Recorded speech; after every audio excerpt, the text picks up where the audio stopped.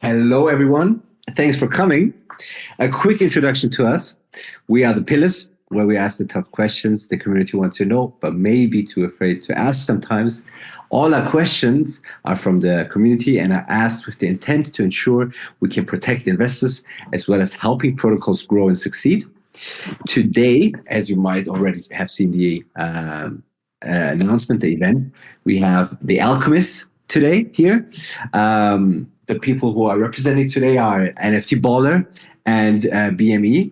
I'm not sure if I know exactly your names, but you can then maybe introduce yourselves. But yeah, so a quick introduction to the Alchemists. I think it's I think that is in itself is a little bit underselling to say a quick introduction, as there's very much to this protocol in terms of. But if you are interested, let's say it that way. If you're interested in having a project where you can invest and have a huge exposure to different kind of investment sources, revenue sources, may it be gold, may it be Bitcoin mining, forex trading, etc., etc., etc. This might be a protocol for you.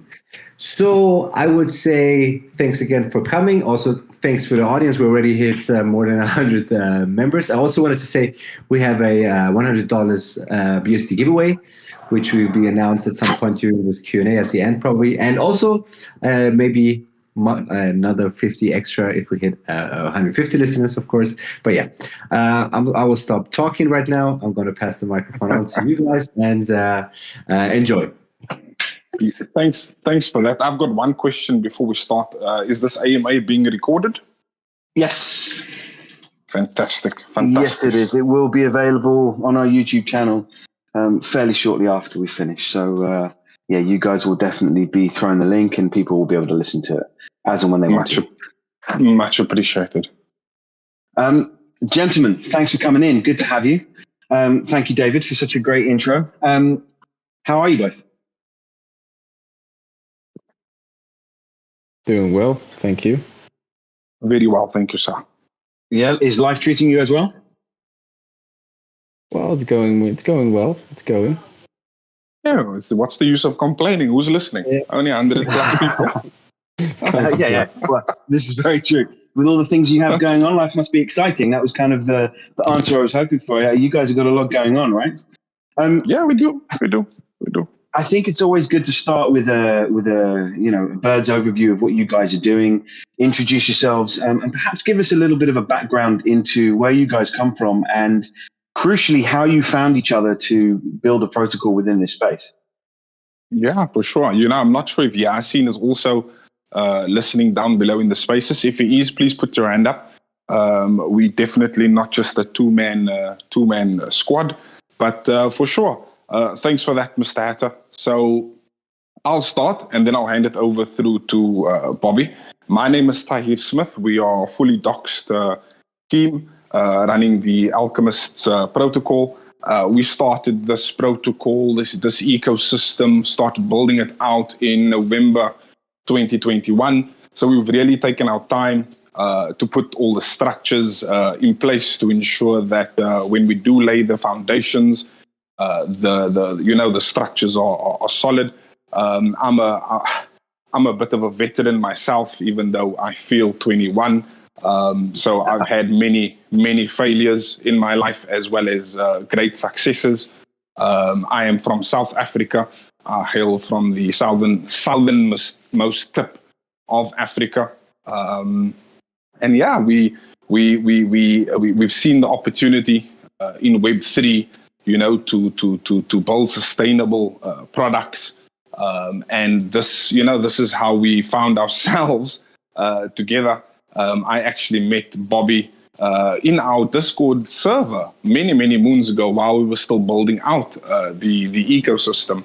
And he had the necessary strengths, skills that we required at the time to be filled. So what you can say, we are very blessed to have come across Bobby. But yeah, our team is quite large and in charge. We've got multiple people taking care of the revenue streams that that fall under them. I'm merely a conductor. That's as far as I go. I'm a jack of all trades, master of none. And that's just a little bit about myself. Nice. I'm Thank you new very to much. If I could add on to that, I haven't. Yeah, of course. I'm a virgin in the DeFi space, right? Our project that we've actually created pushed us into the space because we realized this is where this protocol actually fits. It was all new for me when we started building the Alchemists Project, the ecosystem. Yeah. Great, thank you very much. Bobby, over to you, my man. Tell me a little bit about yourself, and I'm going to actually level my first question at you. And the first question is going to be, once you've kind of introduced yourself, is why did you want to work with the Alchemists? You were found in the Discord. They obviously appreciated your skills, but what is it you appreciated about the protocol that made you decide, actually, this is where I'd like to put my skills to use? All right. Yeah, sure. So, my name is Bobby. I'm from the Netherlands, born here 24 years.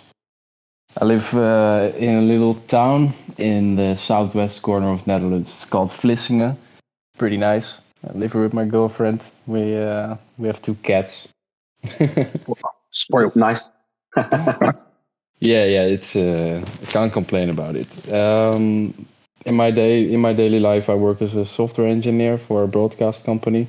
I make software panels for television equipment like cameras and vision mixers and all the shebang that you need to create a show. About a year ago, I met Tahir in the Discord from the Alchemists while they're still building, like you said. Before that, I was active for I think maybe a year in the Web3 space, collecting some NFTs and figuring out what it was all about. So I ended up working together with a firm that facilitated some services for NFT projects like smart contract coding, Discord management, and stuff like that. So that's actually how I found the Alchemist server. And to straight away answer the question that you asked, actually the main factor that I wanted to join the Alchemists was that it was the first project that I saw in the space that was really focused on real world assets instead of just pictures and demand and supply like the NFTs were in the beginning. So that was one thing that made me interested in the project. And when I got into talks with Tahir, he was the second factor that persuaded me to think like, oh, this is a project that I want to be involved in.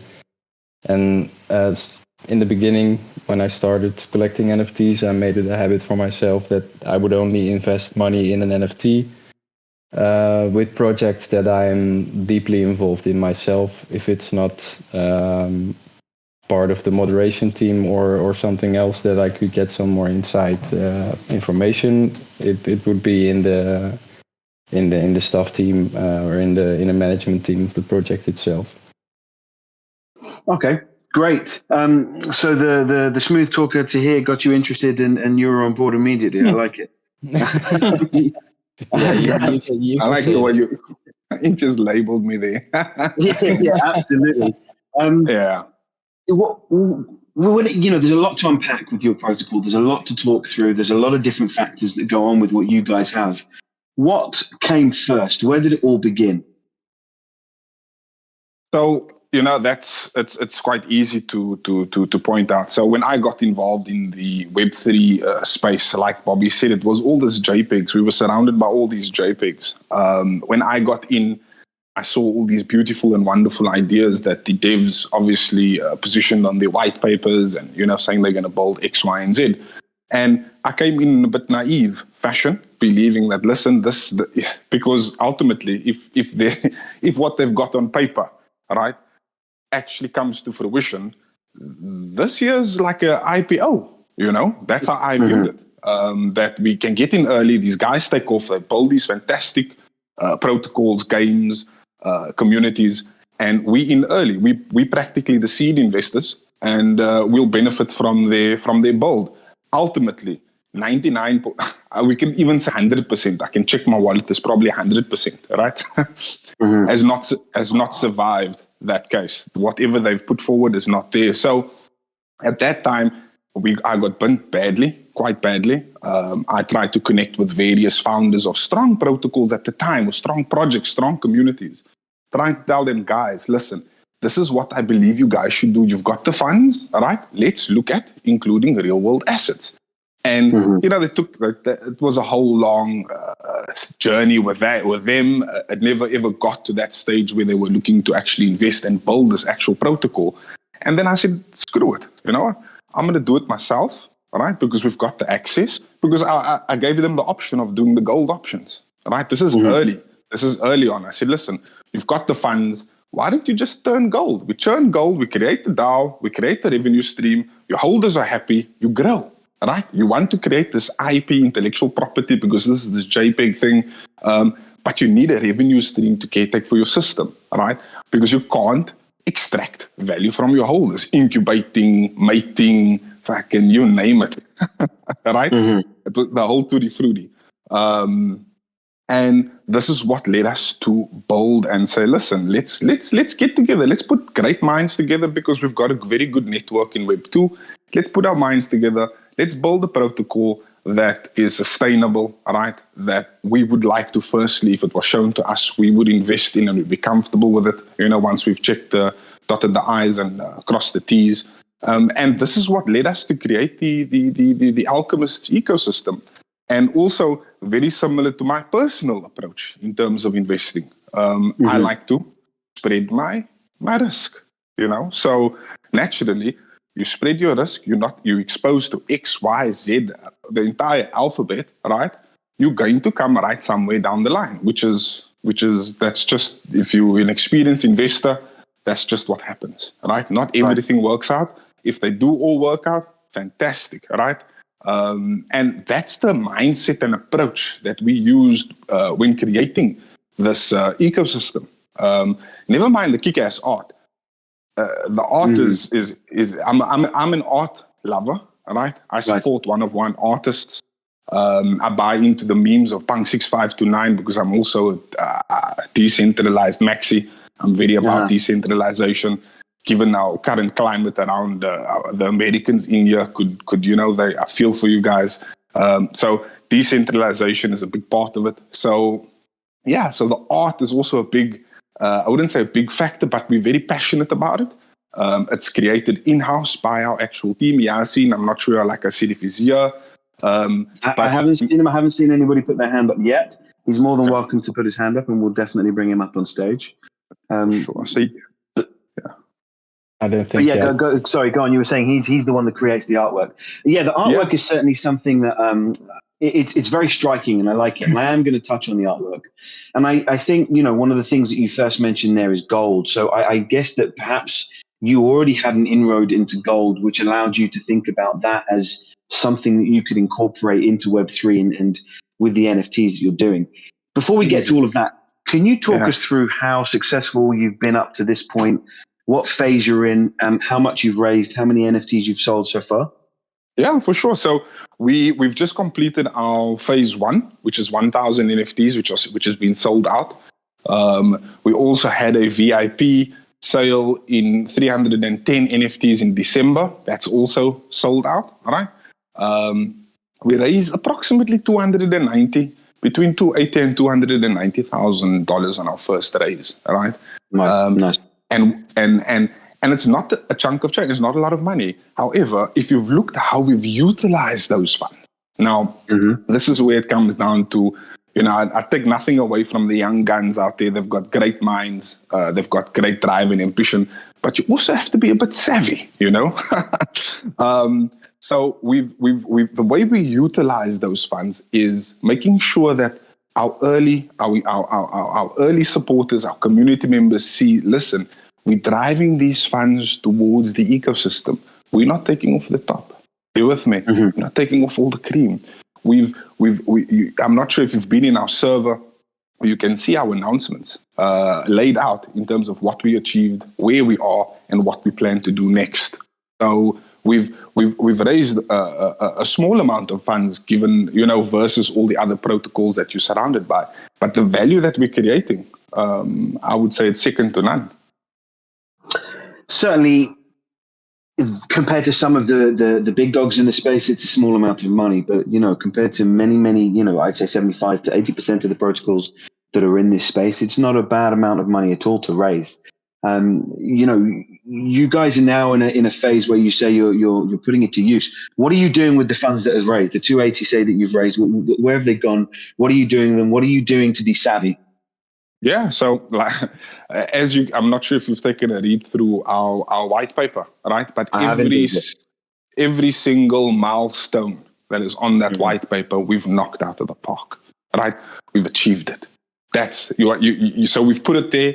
Guys came into our project knowingly this is what the Alchemists plan to do, and we can proudly say we've done it, right?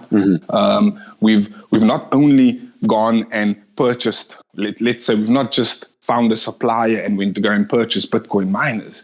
We've partnered with trusted people in the Web3 space, right? That currently have their own protocols running, but have also embarked on setting up a Bitcoin or a hosting facility in Paraguay, right? So we've partnered with these type of ecosystems, and I must say, founders that are driven, honest, trustworthy.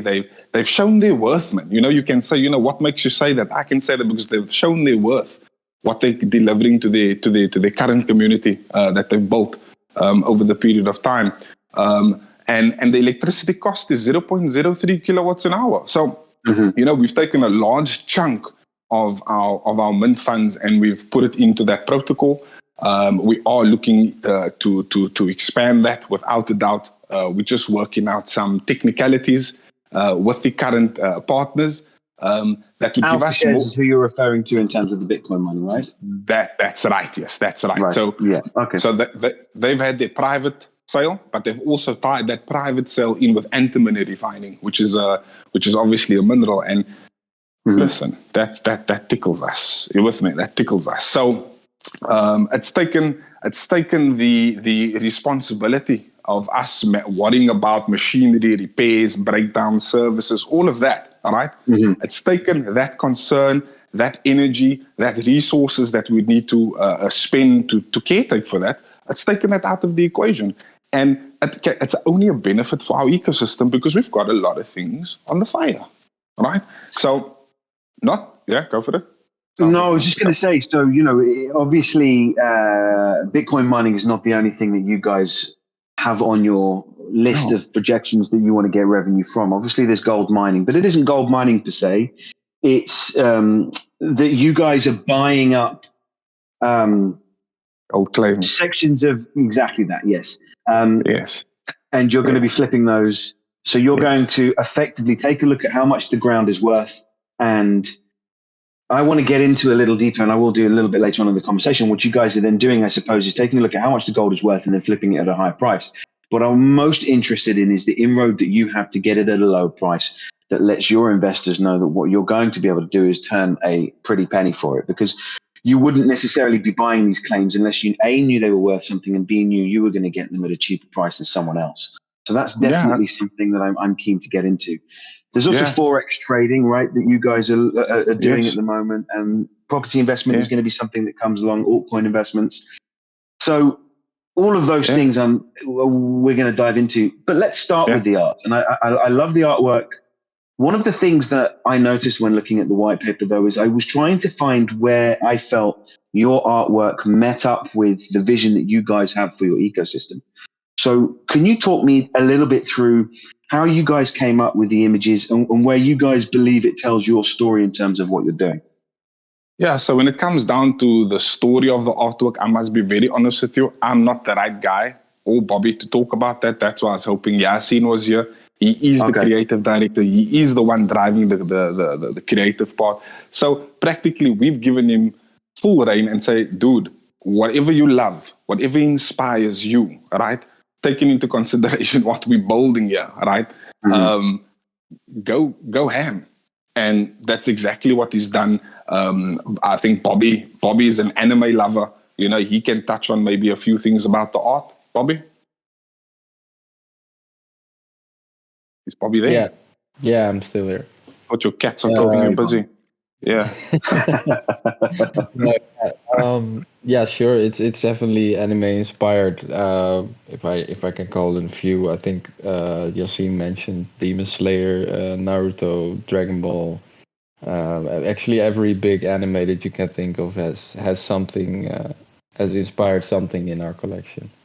Ninja Turtles, Akuma from Street Fighter, old school shit that I can relate to, you know? Louis Vuitton as well. I've seen a Louis Vuitton dressed character in there as well, right? I think the one you're referring to is the one with the orange triangle kimono on. It's there's the one Louis, that I'm looking on the at white now. paper. On the white paper, LV. On the white paper. LV hat, LV jumper. I don't even think Yassine released that yet in phase 1. Right, I see. Okay. Yeah, he hasn't even released that in phase 1. It's interesting, and it's a shame that he's not here. And I hope perhaps he jumps in at a later date so we can discuss it with him, because I'm really keen to find out where the mindset is behind the imagery. Because I love the imagery as an isolated thing. I love the imagery a lot, but where I'd love to hear the mindset behind where that marries into your plans and what it is that you guys are doing, because you really do have something that is very extensive. If you manage to pull it off in the manner that you're saying you will, it's going to be a very big sustainable project. And I was really keen to hear that side of things. But, let's dive straight into the Bitcoin mining. How did you choose your partners? What was the most important aspect for you when it came to buying the miners, when it came to partnering with someone you believe was going to give you the kind of returns that the investors needed to see? Okay. So I must be very honest with you. All right, let's start from the top here. We weren't looking for the Bitcoin miners to create revenue, like for these to earn us, to earn our holders good rewards, because it's not profitable right now, right? So we were never looking at Bitcoin in that way. It was just basically to stack Bitcoin, and when the price goes up, the value of those tokens that we've been stacking, right, obviously increases exponentially. We foresee Bitcoin going, hopefully, touch wood, right, in the near future, given all the shit that's going down. It could drive that up quite drastically. But nonetheless, what we were looking at is obviously price, reliability, and trustworthiness, right? And the best place to look was around us. Close who's surrounding us? What Web3 projects are trusted, right? What is their prices like, and what is their history? So that's our approach, Mr. Hatter, that we took. We actually came up with Cadena hashing, right? We actually signed a contract with him to host our miners that we were going to purchase, also via them, right? The challenge there was that I think there was 0.07 kilowatts an hour, right? Right. Which is certainly not profitable at all to mine the Bitcoin. And not only that, they were based in the States. Now, this is a month ago, maybe a few months, before all this stuff started really kicking up dust. But if one of our trade partners is a chief economist, Benita Gauraki from Quendo Global, right? So we talk a lot about what's happening on the background with these with the political side of things, how they're moving, etc. So it wasn't something that we were really keen for, but we knew that Cadena hashing was trusted. They're doing what they're saying they're going to do, and they were reliable, right? We were then blessed to come across Alpha Shares, Tyler and his team, and what they were doing is going out to the States, number one, right? Getting 0.03 kilowatts an hour power. They've got boots on the ground in the area. They've got the political connections required, right? Obviously, we went to go kick some tires, okay? And they remove the stress of us having to worry about the bloody machine, okay? Right. That's now on them, right? And that's the beauty of when you're managing all these multiple streams of income, because what you see in front of you is just the foundations, but we will get into that a bit later. So that's what drove us and guided us to choose the right type of supplier for us, and we're going to scale with them, right? The beauty of it, we can scale. They got space, they've got the necessary security features that they're setting up. The ROI is fantastic because they've tied in their private sale with the antimony refining that they're going to be doing there. And it just beats everybody in the space in terms of power, cost, right? So all I can say, it's nothing on us. It's not because we're just so fucking good. We're fortunate enough to have come across this at the right time of our mint, right? To be able to connect, and that's what we do. You need to be flexible. You need to be like water. Make the right decisions. Choose the right canal. Yeah, and that's what absolutely. we've done. You've got to be able to have the ability to move in a different direction, and to hear that perhaps miners was something that you were looking at purchasing, but something else came along that includes Bitcoin mining, but doesn't need you to purchase the equipment outright yourselves, and you decided that was going to be a good fit, is great. Was it the team that stood out with those guys? Was it the price? What was it that stood out with those? The team without the shares is what was most important to you, yeah? Number one is the team. Price comes later, right? Price, you can. I mean, I'm in Africa, mate. Right. Right? You can find the best prices under the sun for almost anything. But are you going to get it? Chances are, if it's too good to be true, it's too good to be true. All right. So, team was the main factor. Myself and Tyler hit it off like white on rice. And from there, we just decided this. I know what their plans are: short term, right, medium term, and long term, and it fits in with ours because we're scaling, they scaling. Their NFTs aren't cheap; it's $1,000 a pop, right? And we're able to give our holders within our ecosystem exposure to those opportunities and many others that we will perhaps not touch on in this conversation because I'm yet to release it to our community. All right. I'm going to try and twist your arm. Otherwise, we're just going to sit here for 4 hours and talk nonsense until you get too tired that you give it to me anyway. I appreciate you, Mr. Actor. So, and we didn't only just make this shotgun approach and say, guys, this is what we're doing. We consulted with our community, right? We said, guys, this is what's come across on our table. Here's the white paper, right? This is our feedback. This is what we believe is the best move for us early on, right? What do you guys think? And it was an outright, this makes sense. Which it does, right? So we consulted our guys. We even added, even after our mint completed. So just by the way, we invested into alpha shares. Our mint was only 50% done, 60% done. We took those funds, we invested, we secured our spots because we didn't know how long they're going to be available, right? We secured it. And after our mint, we invested a little bit more. And we've taken a portion and put it towards our VIP wallet, which is only 310 VIP passes. So yeah, we've consulted. We're not only building a protocol, we are building a community. If you guys want to come and have a look, take a dip in our Discord. We've got poker games. It's about community building, not only about listen here, when number go up, right, or when can I claim? Because what we're building is much larger than that, I believe. And again, I always like projects that are striving to learn and take as much as they can from the community, because those are the ones that are really listening and have their ears to the ground, which is great.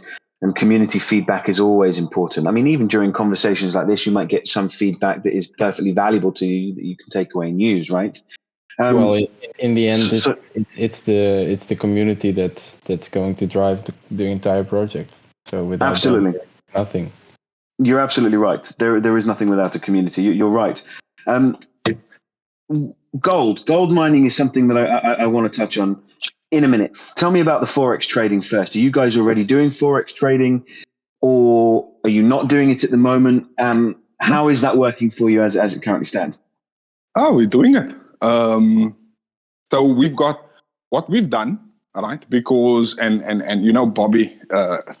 Bobby's just been another blessing as much as the pain. I love you, mate. but our strategy has been to purchase capital. So what we do is we purchase capital from prop firms. Okay, we've obviously got our master traders that are highly qualified in their field. They've been trading for many years and successfully so. And if there are any traders in this AMA, you'll know the markets have been a bit rough for the past 2 months. So April, we're looking for some positive movement. But we've got about 1.55, Bobby, correct me if I'm wrong, 1.55 million dollars worth of prop firm funding, right? Where we purchase this capital, we share the profits with the prop firm, and then we take those rewards and we integrate it into our ecosystem. By next week, in actual fact, with our Forex trading, we've also made a fantastic partnership with my Forex library, right? Based in the Netherlands. Bobby knows these guys for a few years. He knows them personally. He went to go visit their offices. We've got a contractual agreement between the Alchemists and my Forex library. They manage liquid capital, I think in excess of $5 to $10 million. Bobby, what's the number between 5 and 10 million?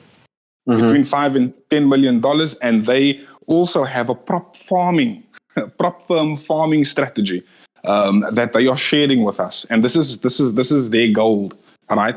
Based on the relationship that Bobby has with them, all right?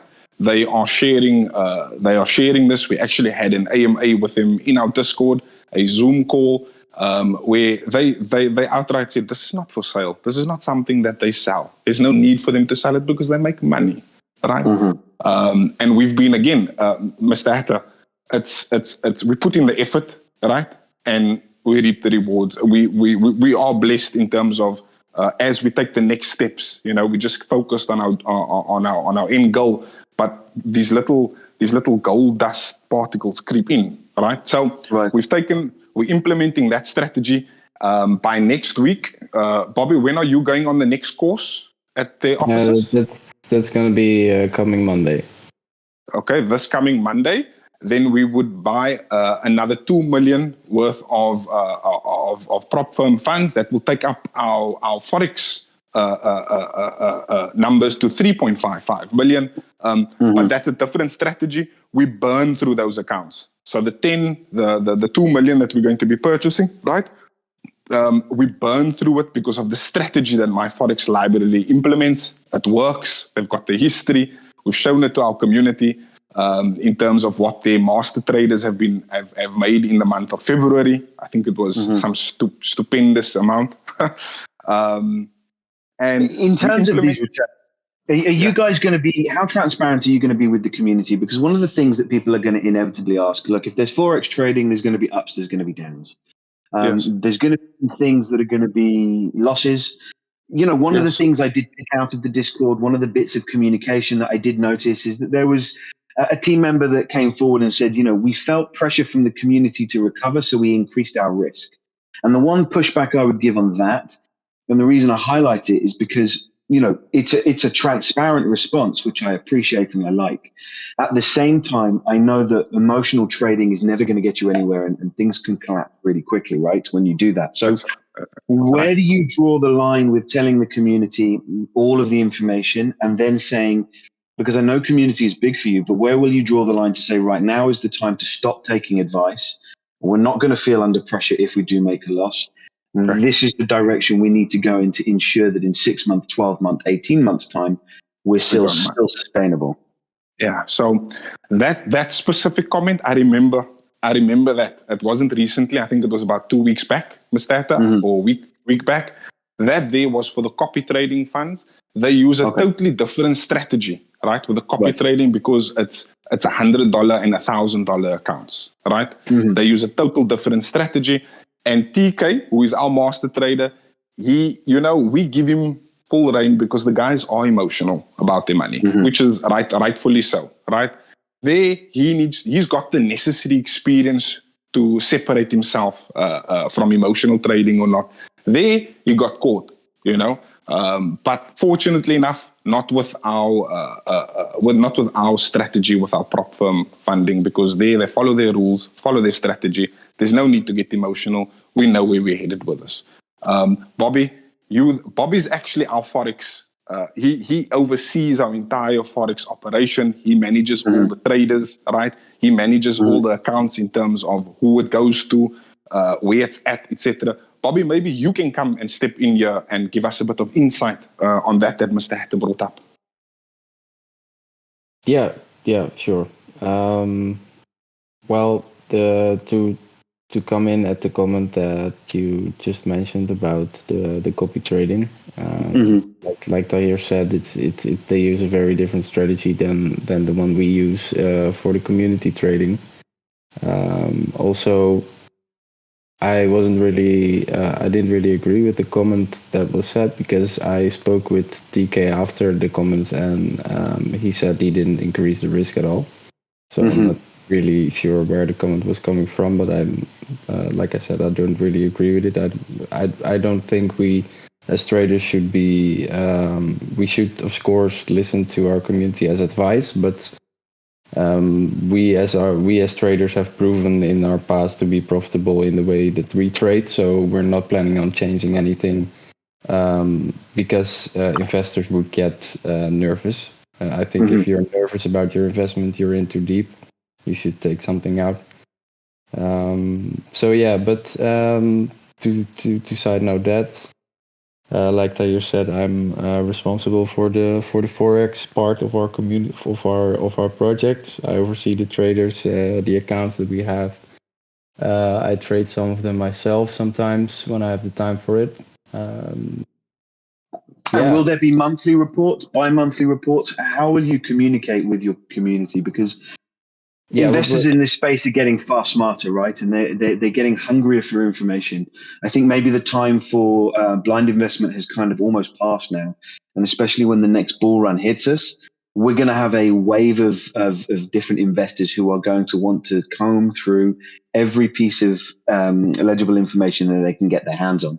So will you guys provide those return reports? Are you guys going to give people access to it on your DApp or through your Discord? How will that work? Yeah, definitely. And well, I think in the moment we're working on the D app that's going to track all the balances of the accounts and the trades that we take. I'm not sure how long it's going to take before we finish that, but in the meantime, I'm working on a structure where we can set up some links for the community to check out all the accounts for the community wallet, for the VIP wallet, and the other wallets that we have for the revenue claims. It's called FX Blue, and it's I'm not sure if you heard of it, but it's a website where you can track MT4 accounts that are the Forex trading accounts.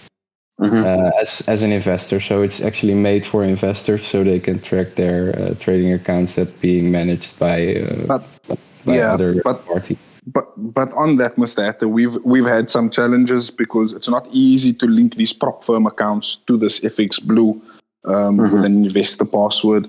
So Bobby is trying to figure that out. And yes, you know what? I would be so much. We don't have to send out an announcement every month or every week or however Bobby wants to manage it about where the accounts are at. They can click and go look, because we are so busy with other things. That type of detail. Because we've got people in our Discord that can assist people that have those questions, niggling this, niggling that. I do it myself. Bobby does it himself too.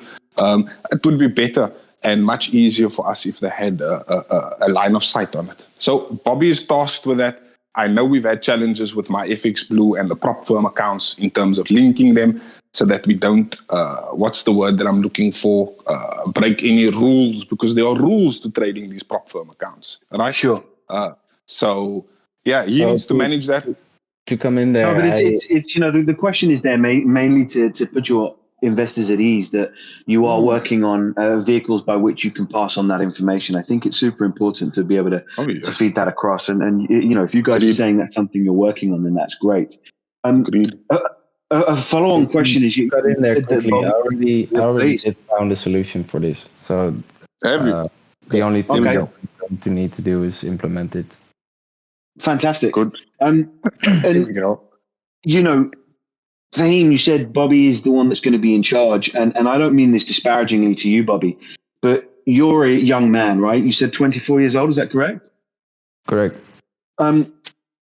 What do you do if anybody ever expresses a concern that maybe you're too young to be in a position to be handling this kind of money? I'm not saying you are. I know plenty of people your age that have been incredibly successful and handled a lot of money. But there are people that might bring that up. And who do you turn to, and who are you going to for your advice as and when things might perhaps get a little difficult and you need to just bounce your thoughts off of somebody? Well, like Tahir said, I've been trading for about almost 3 years now, and before that also crypto. So I know what I'm doing. I've been working very closely with the Forex library community that Tahir mentioned. I've been working in their office for almost more than a year. I have a lot of mentors in my surrounding that I can turn to. And to comment about what you thought about that people might think that I'm too young at 24, but I really don't agree with that, to be honest, because I think age doesn't really matter in that fact. And I'm going to, if anybody ever would express this to me, I would tell him on a friendly way that I would really friendly. on a really friendly way that I would that he would need to stick around and see my actions. I'm just kidding. Yeah, I'm just kidding. Like, the end of that, jokes aside, the end of that part is the key answer, I think. And you lead by example and you show your successes. If you can point to people in the direction of where you've succeeded, where you've done well, these are my returns, this is how consistent I've been over X amount of months and years, there's a lot of strength in that. So if you're confident standing behind that proof of work, then that's all that counts, right? That's what should be doing the talking. Yeah, exactly. I think there will always be people that will doubt you on everything that they can find, and you'll never be able to reassure them that you're good for it until you prove that it's that way. Mm-hmm. Yeah, I need to come in there also, Mr. Atta. When I said Bobby is in charge of that sector, right? I've got a full line. I've got a line of sight right through down to the bottom T, right? We don't only, so Bobby manages the traders. So each of them have their own amount of prop firm capital that they are working with, right? All under our control. You with me? So it's under our control. The strategies, because each of the traders have different strategies, the way that they trade, right? So again, even there we diversified. So from an oversight perspective, that's where Bobby thrives, to be very honest with you. And without him, I don't know, I'd probably lose the little bit of hair that I've got. But Bobby does a fantastic job. 24 or not, I didn't even, until you brought up his age, it really doesn't matter. I look at the results at the end of the day. The results are what matter. Results are what matter. You're absolutely right. And someone in your position with so many moving parts, how do you manage everything? What is it? What approach are you taking from a personal level to make sure that everything's running smoothly? To ensure that your results are on point. Coffee and a cigarette. Right. So because I've got all these moving parts right now, it's not so many. You look at this protocol, you think, fuck, all these wheels are turning at the same time. How? It's all manageable because we've got the right people at the helm. So basically, they'll come and they say, "This is where we're at. This is what we need to do. This is what we suggest. These X, Y, and Z." From there, we take the decision together. Right? It's not just I need to go and scratch underneath this piece of paper or this document, or it's not like that. I'm not scrambling. And if I had to scramble, then the structures that we've got in place is it needs to be thrown in the bin, right? And we need to rebuild the structure because I ain't gonna be living my life like that. Organized, structured, information flow, in, out, decision making, execute. Great. And on one of your structures, let's move on to the gold aspect of things. And this is the bit that I really want to, I'm really going to pick your brain on. the idea of flipping these claims, and for anybody that doesn't understand what a claim is, does not mean you own the land or you're going to start mining the gold. A claim Correct. simply means you reserve the right to go in and get the gold, and I'm guessing for a certain period of time before Yes. environmentally you have to move on and buy another claim. What could Okay. no? Okay, correct me. Then you correct me where I went wrong. Yeah. So, well, you can first carry right through, and I'll touch on everything. No, by all means. You if I got it wrong, I'd rather stop and you correct me. You're the man. It's your protocol. It's your floor, my friend. You tell me. No. I appreciate that. So when it comes down to the gold claim, we're not under any pressure when it comes down to the environmental factor, because we've got our systems in place. We've got our trade partners that manage that aspect. We won't be physically mining the land ourselves. Mm-hmm. We would need to raise a couple of $100 million, right? If you want to jump in and you now want to go and, mine all of this bloody land that we're going to be claiming. It's a different kettle of fish.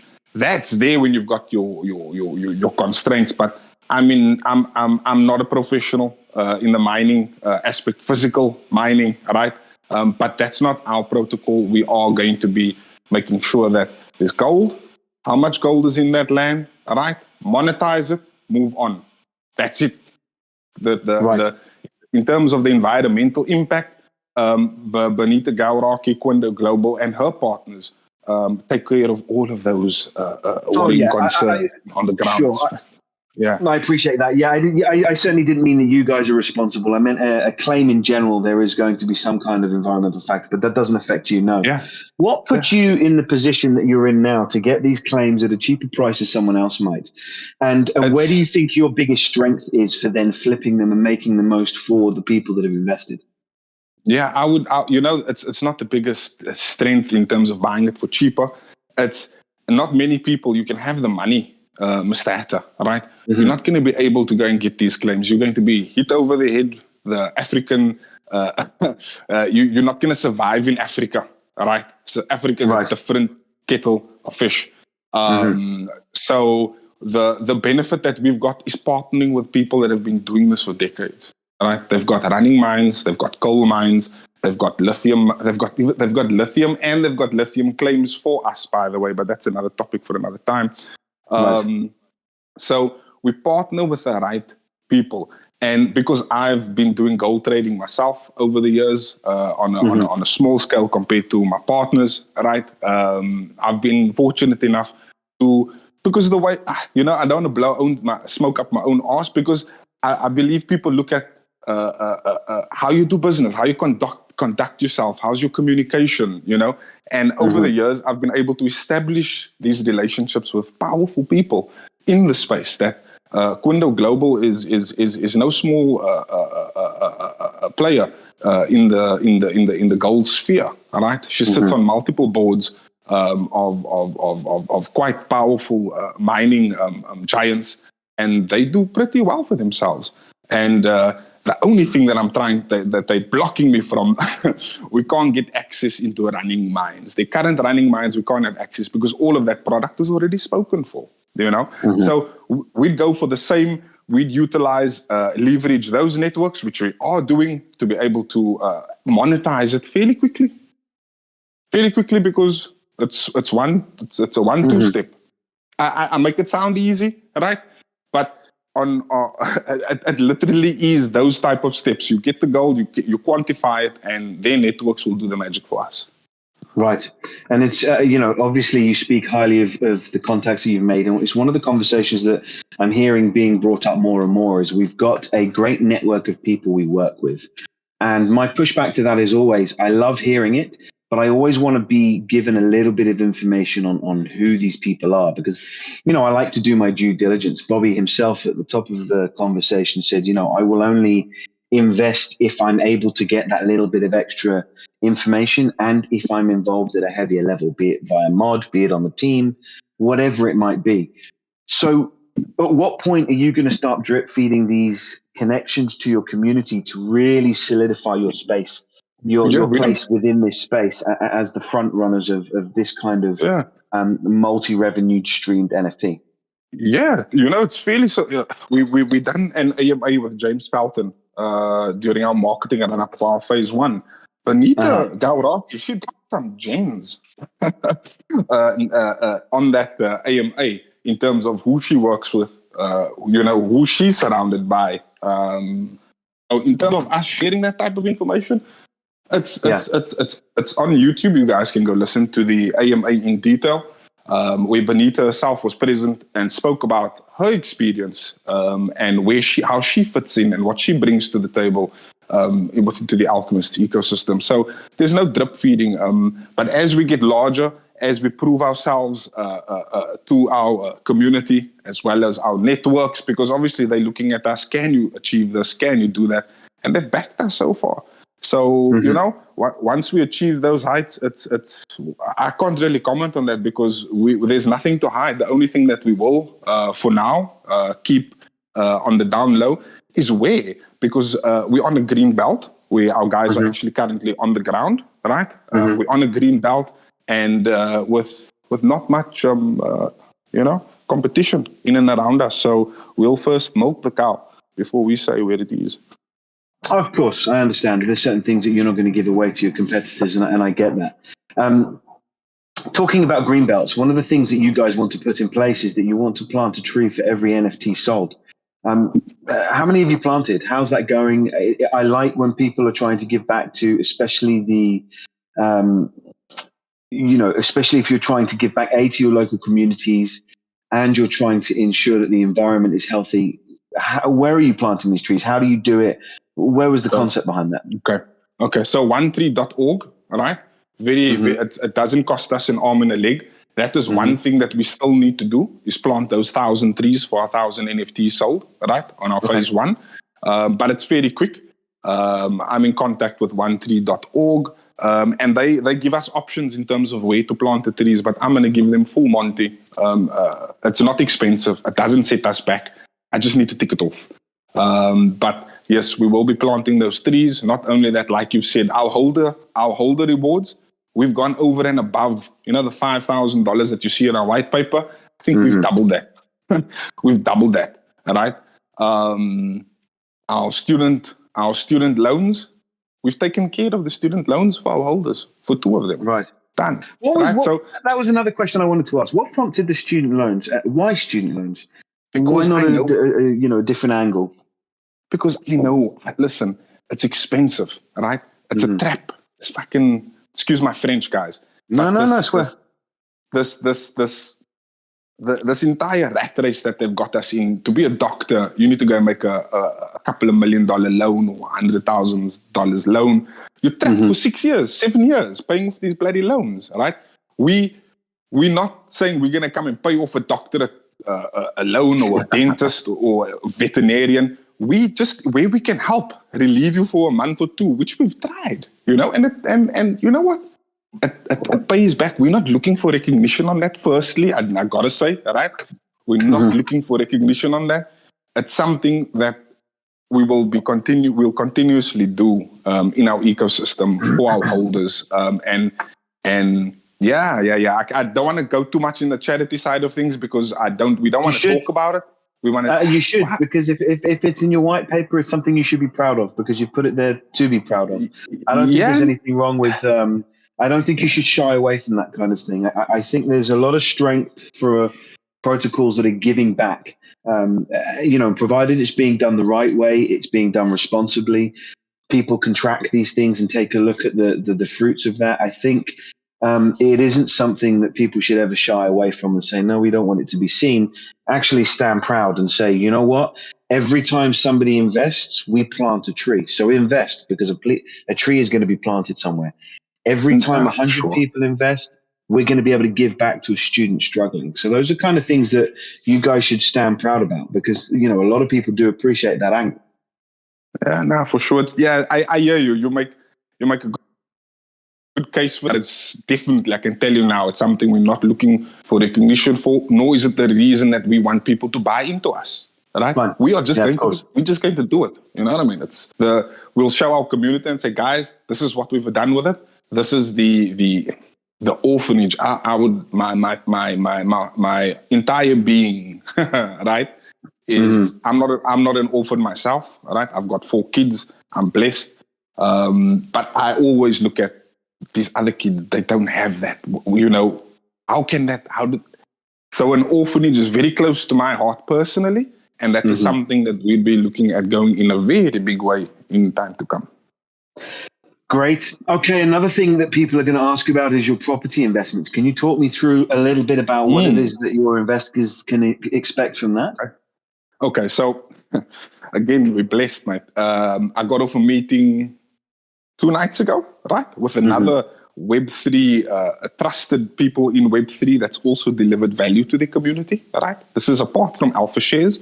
They are currently raising, I think it's $2.1 million, right, for property development, and they've got revenue streams attached. They've actually got a grand idea of rolling this out. I've actually signed an NCNDA with them, so I can't go into too much detail, right?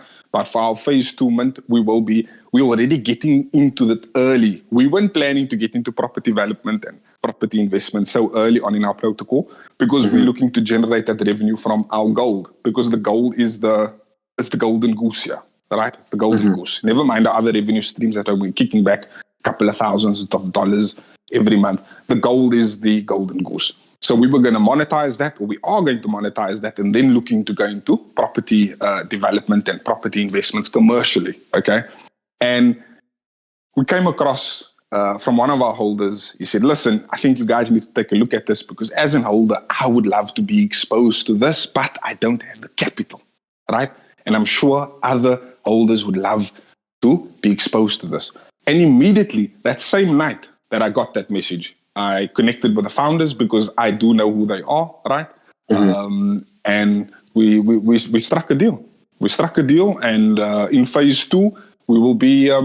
I still need to showcase the detail to our community, which will come through. Right. We'll have an AMA with them. We will showcase everything, right? And their plans, short term, medium, and long term. I love it. I've checked it out. My team is currently having a look at it. But we've got a deal in principle that, listen, this is what we're going to do, because I know this is the exposure you want to give to people that are in your ecosystem.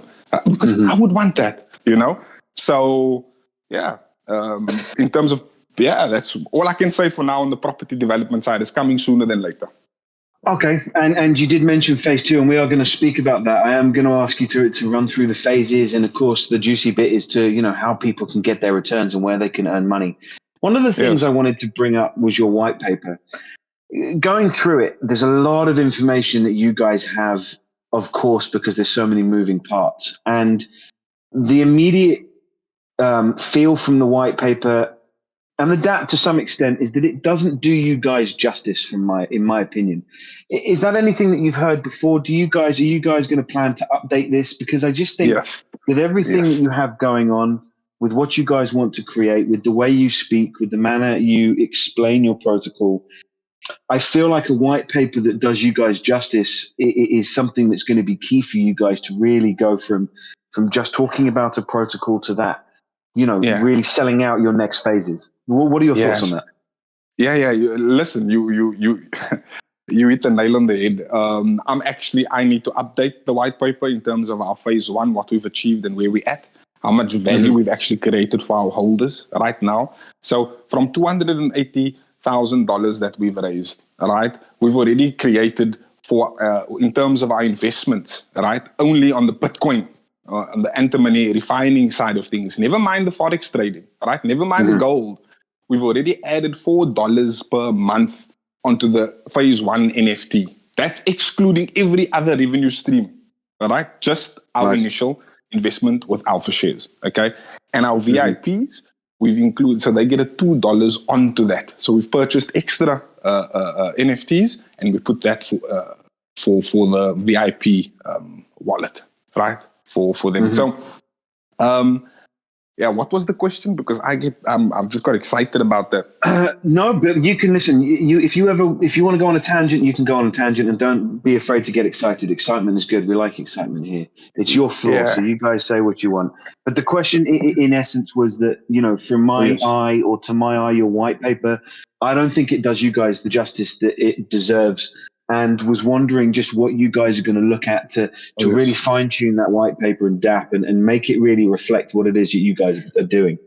Yeah, no, for sure. You're right. So I'm actually in the process. That was the question. So that I'm in the process of editing it and updating it to what we've achieved and where we're going. But mainly to focus on what we've done in our phase 1. So people can see these guys are going over and above what they said they're going to do. Because that's what we're doing. It's not something we're talking about. You mentioned, Tahir, the smooth talker, coming on earlier. Right, I did. Yes. I like to say, in response to that, the tongue doesn't have a bone in terms of your actions do the talking. And we believe our actions are doing the talking, right? And and more to come, my friend, more to come. That's what excites us. That's what gets us going. Good, and I look forward to seeing that. That's a good pushback, and I'm always happy to hear that these changes are being made in the background and fresh things are going to come down the pipeline, which is great. Thank you for that. Let's talk about Web3, and I've heard you speak on that. Your thoughts are that perhaps stable coins might be backed by gold at some point. Yes. And there are a lot of protocols that are moving towards having real world assets backing what they're doing.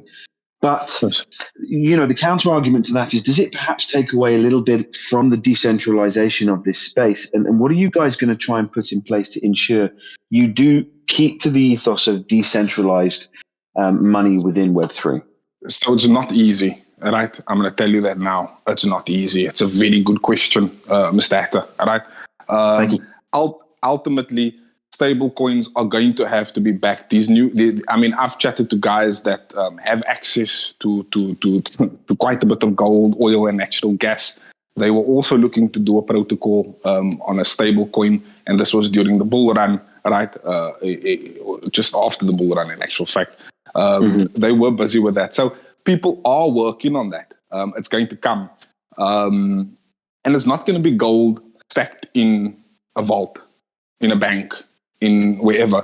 It's going to be gold in ground. It's going to be assets in ground. It's very much similar to what we're doing, right? They're not going to take that gold out of the ground. It's going to be an asset backed and it's in ground, right? So we already, if anybody, I'm just talking out of my left toe here, right? Is that if anybody wanted to do a stable coin and they would want some asset to assist them to back it, we could also be people that they talk to once we've got our full geological report and our assay showing this and this. This is how much kilograms, tons of gold that we've got in ground, right? But that aside, in terms of decentralization, it's not easy, right? Because how do you? We've got the vision in terms of how we plan to do it, right? But the question that I like to pose to guys that ask us this question is, so how do you go about creating an ecosystem or protocol and handling it and it's very busy, right? And you hand that over to community members. It's very tough to be able to do that. Right now, I can confidently say the core community that we've got now, they run it like a champion. You with me? But as we grow, you get like you questioned Bobby on his 20 years, being 24 years old. You're going to get 18-year-olds. You're going to get 19-year-olds that don't know a thing about managing businesses and running protocols, coming in and having a say. So it's very difficult to say this is how we're going to decentralize it. I do have a vision in the future, is that we create a decentralized protocol where people can share their opinions, right? And how do they do that? With a vote, okay? They do that with a vote where they share this is what they believe should be the right way to go about it, right? But at the end of each of those protocols and revenue streams, you have a board that unfortunately is going to have to be centralized to a degree, right? That's experienced in that specific revenue stream that we've created, right?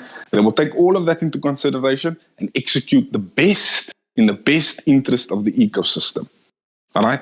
Now, it's a grand vision. It's not easy just to set that up.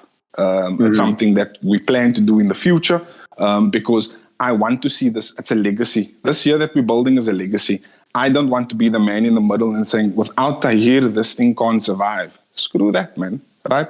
We've got the technology, we've got the ability, and at the right time, we will ensure that this thing can run without me being always at the wheel and my team always at the wheel, but we'll have the responsible people tied in contractually, legally, obligated to execute whatever they need to execute and have the necessary incentives, right? So it's important how you incentivize that board, all right, or those boards to execute the holders' vision and wishes and respect. So yeah, that's all I could say for now on that, because it is in the future, but it's definitely in the back of our mind. Good. I mean, it being in the back of your mind, I think, is good again for people to hear, because a lot of people did jump into this space for the decentralized aspect of it, and I can appreciate why it is starting to become more centralized, especially with a lot of the rug pulls that have happened recently. And I understand why real world backing is important. You mentioned yourself not wanting to be at the helm forever. It's about legacy. This is always a morbid question, but if, God forbid, something happens to you, do you guys have an infrastructure in place that this can continue without you being there? Yes. Right now, yes. Without any issue.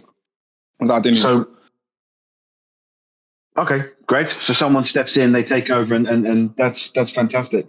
And another question I wanted to ask is, I did hear somebody ask you this already in a Q&A. It's about where's your single point of failure? And your answer made me chuckle because you said nuclear war, which is a bold response. I did hear that. It's a bold response because, of course, what you're saying is actually nothing can make us fail. But if we dial the thought back a little bit and just say there's going to be something that you always need to improve on, because you're only as strong as your weakest link. Where do you guys believe your weakest link sits, and what are you doing to improve upon that link, that weak link, to really solidify what you've got going? Yeah, so to be very frank, Mr. Hatter, all right? I am yet to be shown or to come across that weak link, because right now we're running on all cylinders and they're firing like they're supposed to, right? Again, I remember that question very well. I think that answer was a very sarcastic answer that I gave to that, but I also added to that what is the black, what is the black swan event? I think that was the question, right? What is the black swan? Yeah. And it would be our drive and our passion, ultimately, that I wouldn't say is the weak link, but that could lead to this protocol not flourishing. Because if our drive, or not if, when our drive takes us to where we intend to be, all right, and how we've spread the funds already in our phase one mint, all right, it all comes together. The drive and the passion is going to be not only with us, but the entire community is going to have that drive and passion, man. So I don't see that taking effect, but it is possible that is the only thing that could affect us. But again, I'm an experienced, it's not my first rodeo. So, you manage things, you take the emotion out of it. I see our community members, a lot of people say this shit, that they do this for that. We show it, my friend. We show it. And that's my drive is I want to make a winning ecosystem for everybody to be proud of, to be able to pass. Yeah, this shit. So, but yeah. Drive and passion is an interesting angle to come at it from, because normally somebody might say something generic, and I appreciate that you're not wanting to. And yes, it was a sarcastic response, and it did make me chuckle because, of course, if nuclear war happens, the last thing on people's minds are going to be NFTs, right? We're all screwed at that point, and underground and hide. So, but yeah, go for it. Yeah, nuclear war might look here. As much as we're on the brink of it, I don't think it will happen. Touch wood, right? I think it's a lot of just dogs barking in the corner, but we won't go into that. But gold, central banks are stacking gold, right? The big boys, BRICS nations, they're stacking gold. Okay, we know what's going to come. We've seen this dollar many moons ago being exposed, and my community members, I'm not sure if they're here right now, but we've discussed this before. Before we even open up our VIP sale, we've discussed the dollar's exposure and what could happen and the money coming from the East, which is going to happen. Gold is going to be something extremely, extremely valuable. And I'm glad you transitioned into that, because one of the things, beneath the smooth talking and the selling of the protocol, there is an element of understanding that what you guys are doing is watching where there is value. I've heard you mention in several Q&As, including this one, that banks are stacking gold. You believe that's where the value is going to be. It isn't lost on me that several protocols, including one that I spoke to only last week or the week before, is currently fractionalizing gold, which you also mentioned in the Q&A. Collective Finance, I know them. What signals are you watching that are making it important for you to know this is what you need to dial into? I think it's really good for your investors and future investors to know that, you guys are watching, you guys are seeing what banks are doing. Where are you watching? What are you watching? Where do you get your information from? And what kind of meetings are you having to really to dial into what's going to be valuable? Yeah, so I can't say I spend a lot of time on that. I'll be very honest with you. That's why we've got our trade partners that have been doing this for a living, right? She's Benita Gauraki. She is a chief economist, right? She wrote the Free Trade Africa Agreement, and that's where we guided.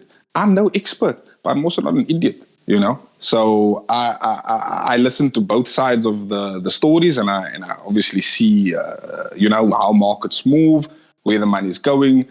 Brazil or France and China have done a deal in for natural gas in outside of the dollar. If you watch, it's there for everyone to see if you're paying attention, right?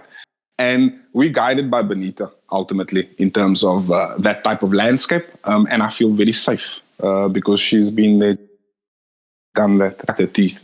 So we guided there by her because that's the expertise, man. Great. Okay. And I like that. Maybe if we ever do another Q&A, we can bring her in and also kind of put her in the hot seat and throw some questions at her. Let's get on to the juicy bit. People want to invest. People want to make money with you. When is your next phase going to happen? How much can they buy one of these NFTs for? When can they start seeing some returns on their investment?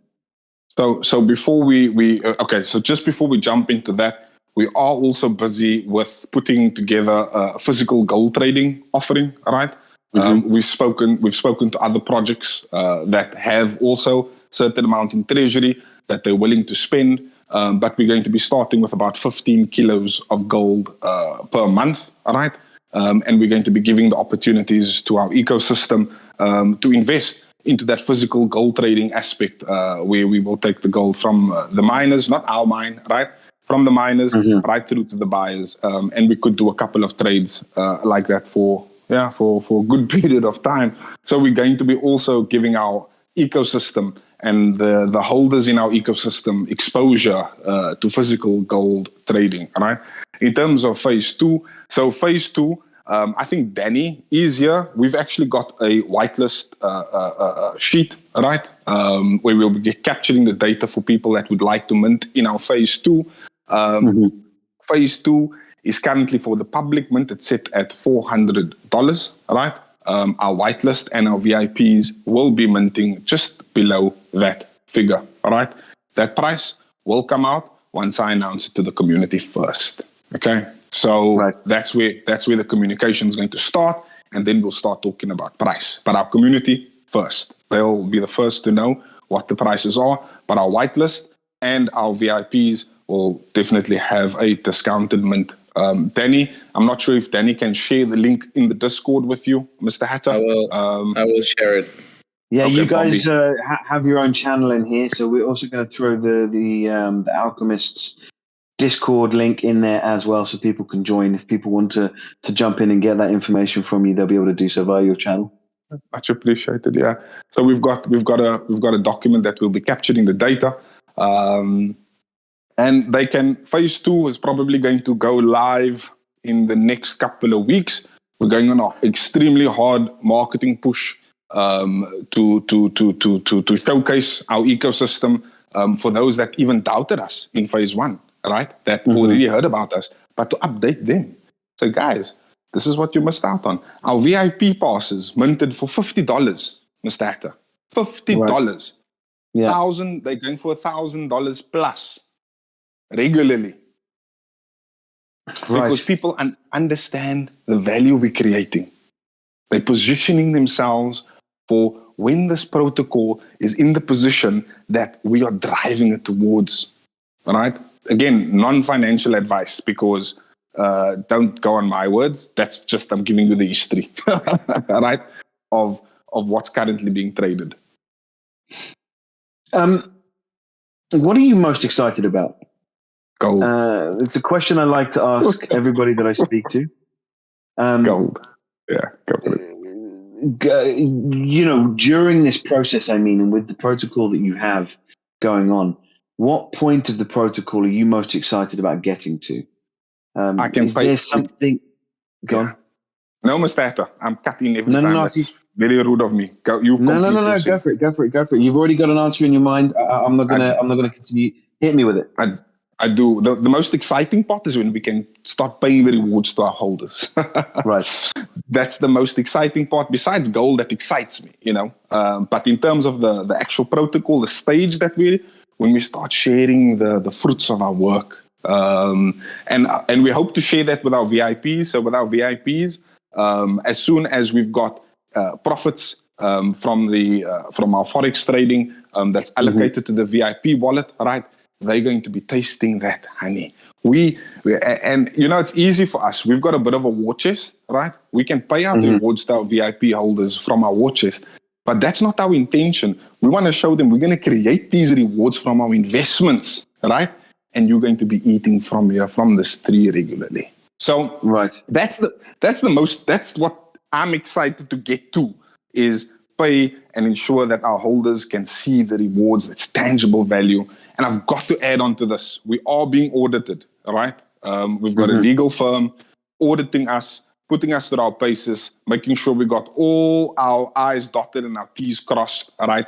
Making sure that, okay, Tahir and the guys, you're saying that you've invested into a phase 1, you've started your gold mine acquisition process. They're going to be checking that in detail, right? And we're going to be giving that full report. And obviously, we say we invested into alpha shares. We're going to be investing into this. This is how we handle our funds. They're putting me through right now because I'm the man that's sitting in front of this firing range, this firing squad. They're putting us through our paces. I can tell you that now, right?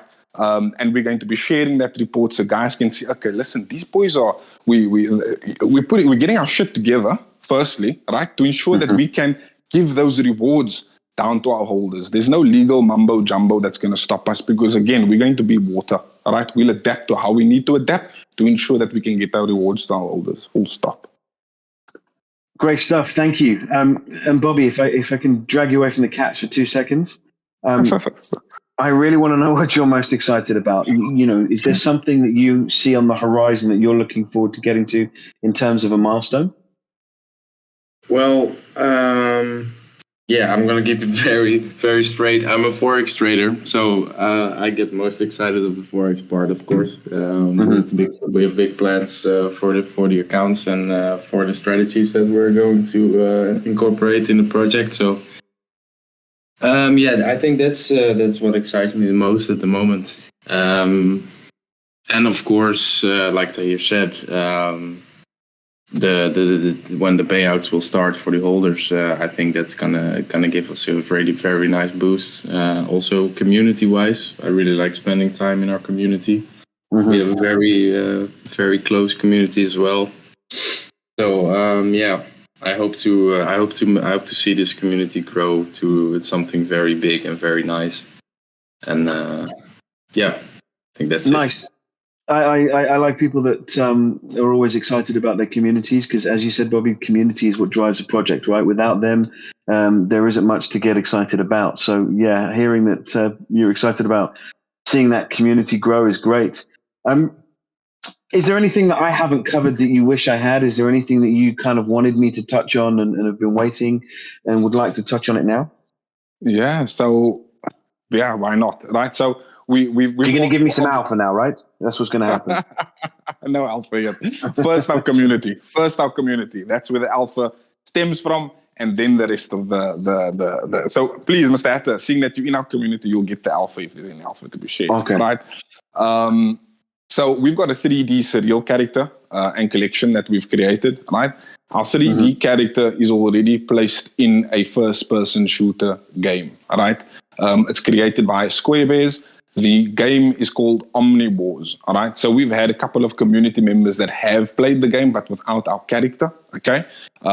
They're integrating a kid called Beast into their game, and they're trying to make it MacBook compatible. Okay. It's been a minute. Right. Trust me. I've been on the ISs daily. Right.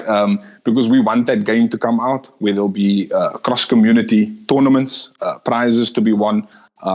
So I'm very excited about that. It is taking longer than I expected because our character's already in the game. It's ready to play, but they haven't released it and opened it up to the public just yet, right? Another aspect is that, Bobby, in actual fact, I know we're live right now, but we need to get our Forex trading lessons for beginners, advanced, and everything. Please, I was meant to tell you that. Now, before I lose that train of thought, the classes, we please need to start the classes. Doesn't matter if 3 people pitch up, right? We need to start the classes and start sharing that value. So we'll be building this type of setup as well in the open metaverse. I'm not sure if you guys have heard of the open metaverse, built by Punk 659 and On Cyber and the team, right? But we'd be looking to do our Forex classes and educational classes in there for everybody, right? Why in open metaverse? Because it's decentralized focused. They focused on decentralization. And I believe the open metaverse is going to give us avenues that Punk, that 659 is not sharing with us yet, all right? He's a very meticulous builder. But I know there's going to be, and it's not for exposure for the project. It's not for exposure. It's merely for the fact that they are in line with my train of thought and our train of thought that decentralization is the future, right? And if they block us, okay, we've got an avenue that's being created by 6529 and his crew to be able to expand and power drive the decentralization focus. So yeah, we're going to be building in there. Yeah, I'm excited, mate. I'm excited. You sound it, and excitement is good. It's infectious, and I like it when people are excited about what they're building out. It means they're passionate about it, and like you said, the major point of failure for you is just if you lose your passion and drive. So you know, people should be happy that you sound excited because it means you're still wanting to be a success, right? Yeah, for sure. I don't, you know, it might sound cocky, but I can only success, I believe, is written on it because what we're doing, we're not looking to extract maximum value for ourselves, right? We're creating this ecosystem, and people can believe it or not. The proof is going to be in the pudding, right? Is when they win, we win. You're with me? So that's also one of the driving factors that I think it's important fact to mention, that we're not taking all these hundreds of thousands of dollars and putting it in our team's pocket. Right? We're actually putting it into the protocol. So besides the passion that I do have, I'll be very honest with you, that we want this thing to make sure that the payouts start coming, because this is where we win. Yeah. Okay. One of the last bits that somebody might want to push back on is there are airdrop rewards that happen that come into the wallet when they're holding an NFT. Is that right? How does that aspect work? No. Okay. So one of the comments is a little bit, the white paper is a bit confusing on this point. So if you can kind of clean it up for people and really help them understand, that'd be great. Airdrop. I think they're talking about the airdrop alpha. Let me share some of that with you quickly, right? So we've got a team member solely focused on Web3 protocols, okay, and airdrop alpha, okay. Our holders have experienced, right, where they've earned thousands of dollars, all right, going for free airdrop protocols, my friend. Now everybody's was crazy about Arbitrum. Our guys in the Discord, it was called, the guys interacted with the Arbitrum network, they got paid, right? Blur Blur farming was called, even though the DeFi guys, they're maybe not so much into the JPEG stuff, but there was an airdrop that Blur's going to, that they've done, and they're going to be doing another one. The boys got paid, right? So the airdrop alpha that we share in there is valuable, because we're not asking you, we're not telling you, guys, go and spend 5 ETH or 1 ETH or 0.5 ETH on this, and then we flip it, right? Right. Those exciting times can come when we can do those degen plays, right? But the airdrop alpha is where we share how the ways that we can get free money. And you know what? I can probably say the guys that have spent on our NFTs, the NFTs, one NFT was probably covered just by following the airdrop alpha. Simple. Right. Yeah. I like that. You're guarded in not giving too much away, because one of the things that you've repeated several times over during our chat is our community gets it first. So, Yes. people that are not reading between the lines, effectively what he's saying is join the Discord, because that's the only place that you're going to truly benefit. Join the Discord, jump in, take a look at the white paper, have a little talk with you guys. I'm sure you guys are always on hand to answer questions. And We are.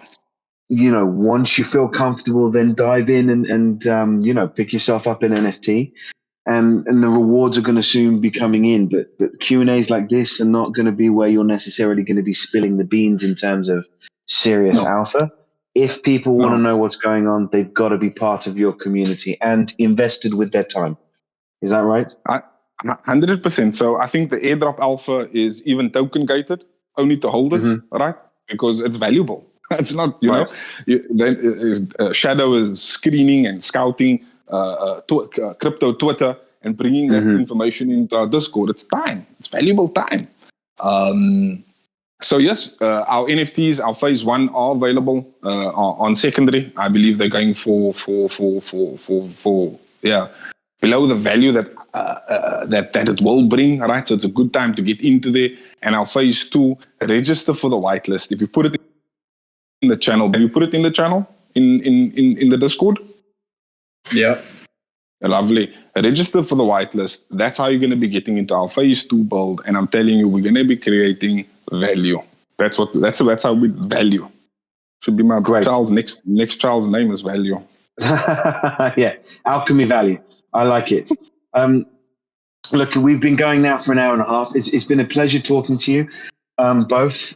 If you guys want to give any kind of last words to the community that's listening, by all means, take the floor, have a last word, and then we call it a day, and hopefully we get you back in at some point to have another one of these chats. Yeah, I must first say thank you for you guys for having us.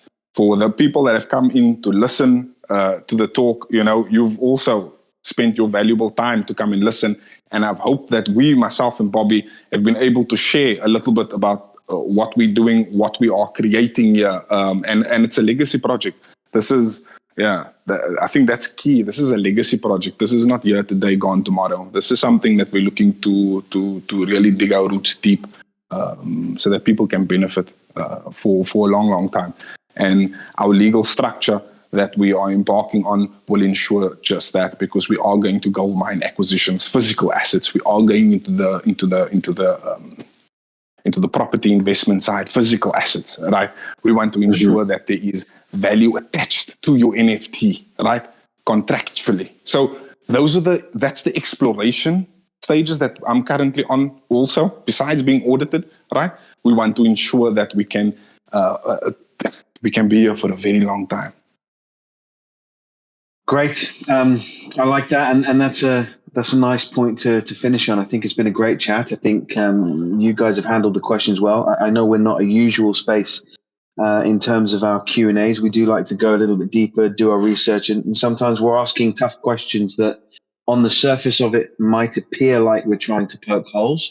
But, quite to the contrary, what we're doing is giving people a stage to really showcase that they know their stuff, and what they've got going on is something that's worth investing in. So I hope you guys all listening found value in that, and I hope you both, Tahir and Bobby, found some value in the conversation as well.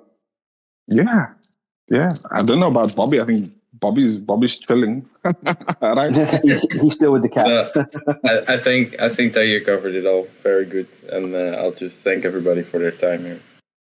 Yeah, Mr. Hatter, kudos to you guys for giving us the opportunity. I'll really enjoy coming back and again letting the people that now sat on the sidelines hear what we've done in our phase 2 and where we're at.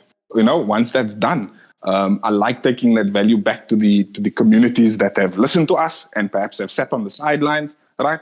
But we're doing. That's what we're doing. Right. We do. I look forward to getting that alpha in your Discord. Appreciate it, my friend. All right, Mr. Hatter. Thank you, guys. Thank you. Take care. Thank you, everybody. Cheers, guys. Bye-bye. Bye-bye.